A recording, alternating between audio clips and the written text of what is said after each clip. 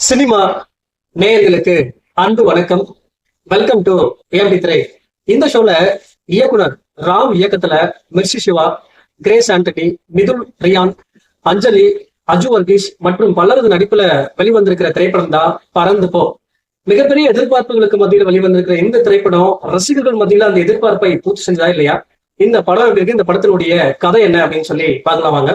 இந்த படத்தினுடைய கதையை பொறுத்த வரைக்கும் பாத்தீங்கன்னா, தனக்கு கிடைக்காத அனைத்துமே தன்னுடைய பிள்ளைக்கு கிடைக்கணும், தான் செல்லாத உயரத்துக்கு தன்னுடைய பிள்ளை செல்ல வேண்டும் அப்படின்னு ஆசைப்படுற பெற்றோர்கள் அந்த பிள்ளையினுடைய ஆசை என்ன அப்படிங்கிறத தெரிஞ்சுக்கிறது இல்ல.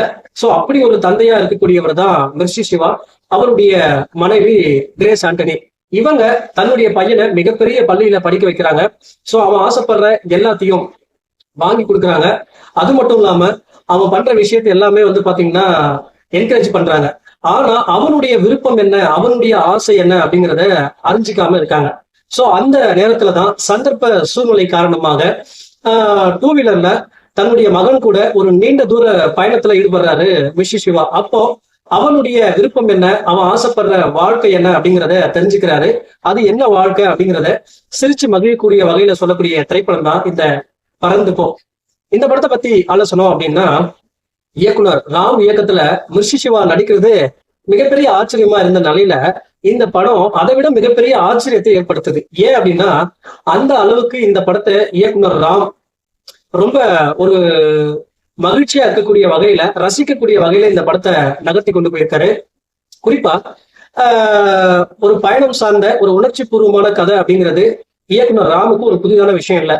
ஆனா அதே பாணியிலான கதைய இந்த படத்துல கொஞ்சம் வித்தியாசமாகவும் மகிழ்ச்சியா ரசிக்கும்படியாகவும் இந்த படத்தை கொடுத்திருக்காரு. அதே போல இந்த படத்தினுடைய நாயகன் மிர்சி சிவா கோகுல் அப்படிங்கிற கதாபாத்திரத்துல நடிச்சிருக்காரு. இவரு வழக்கம் போல தன்னை அலட்டிக்காம தன்னுடைய இயல்பான நடிப்பை வெளிப்படுத்திருக்காரு. அவர் பேசுற அந்த வசனங்களாகட்டும், உடல்மொழி, உச்சரிப்பாகட்டும் எல்லாமே பாத்தீங்கன்னா படம் முழுக்க வயிறு குலுங்க சிரிக்கக்கூடிய வகையில தன்னுடைய நடிப்பை வெளிப்படுத்திருக்காரு மிர்சி சிவா. அதே போல மிர்சி சிவாவுடைய மகனா நடிச்சிருக்கக்கூடிய மிதுல் ரியான், அதாவது அந்த வயதுக்கேற்ற குடும்பத்தனத்தை ரொம்ப அழகா திரையில காட்டியிருக்கான். அது ஒரு சில இடங்கள்ல கொஞ்சம் ஓவரா இருக்கு, ஆனாலும் ரசிக்கக்கூடிய வகையில கொடுத்திருக்காங்க. அதே போல மிர்சி சிவாவுடைய மனைவியா வரக்கூடிய கிரேஸ் ஆண்டனி நடிப்பு, நகைச்சுவை ரெண்டுத்திலுமே பாத்தீங்கன்னா ரொம்ப சிறப்பா நடிச்சிருக்காங்க அப்படின்னு தான் சொல்லணும். ரெண்டுத்திலுமே கவனத்தை இருக்கக்கூடிய வகையில ரொம்ப யதார்த்தமான நடிப்பை வெளிப்படுத்திருக்காங்க. மற்ற நடிகர்கள் எல்லாமே பாத்தீங்கன்னா அவங்க கொடுக்கப்பட்ட வேலையை ரொம்ப சிறப்பா பண்ணியிருக்காங்க. அதாவது இயற்கையின் சொர்க்கம் நியூசிலாந்துல இருக்கு அப்படின்னு சொல்லுவாங்க. அங்கெல்லாம் இல்லைங்க, நம்ம வாழ்ற இடத்துலயே பக்கத்திலேயே இருக்கு அப்படிங்கிற வகையில ஒளிப்பதிவை கொடுத்திருக்காரு ஒளிப்பதிவாளர். ஏரி, குளம், மரங்கள், அதுக்கப்புறம் பாத்தீங்கன்னா நம்ம பழங்கால சாலைகள். சோ இதையே பாத்தீங்கன்னா அவ்வளவு அழகா ரசிக்கக்கூடிய வகையில ஒளிப்பதிவை கொடுத்திருக்காரு. இந்த படத்தினுடைய பாடல்கள், பின்னணி இசை எல்லாமே இந்த படத்துக்கு பெரிய பிளஸ்ஸா அமைஞ்சிருக்கு. இந்த படத்தினுடைய இயக்குனர் ராம் பாத்தீங்கன்னா, அதாவது அவருடைய படைப்புகள் அப்படின்னாலே ஒரு சோகமான ஒரு பயணமாக ஒரு படைப்பாக கொடுப்பாரு. ஆனா இந்த படத்துல ஒரு மகிழ்ச்சியான ஒரு பயணமான ஒரு படைப்பா கொடுத்திருக்காரு. குறிப்பா இந்த படத்துல ஒவ்வொரு காட்சியும் ஏதாவது ஒரு விதத்துல படம் பார்க்கிற நம்மள ஏதாவது ஒரு விதத்துல அந்த படத்தோட கனெக்ட் ஆகுற வகையில இந்த படத்தை கொடுத்திருக்காரு.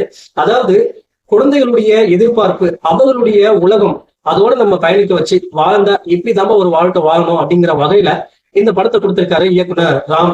மொத்தத்துல இந்த படம் முழுக்க வயிறு குழுங்க நம்மள சிரிக்க வச்சிருக்காரு இயக்குனர் ராம். மொத்தத்துல இந்த பறந்து போ ஒரு பரவசமான ஒரு படம். இந்த படத்துக்கு எம்பி திரை கொடுக்குற ரேட்டிங் 5க்கு 4. கட்டாயம் திரையரங்களை போய் இந்த படத்தை பார்த்து குடும்பத்தோட ரசிங்க. அடுத்த விமர்சனத்துல சந்திக்கிறேன். நன்றி, வணக்கம்.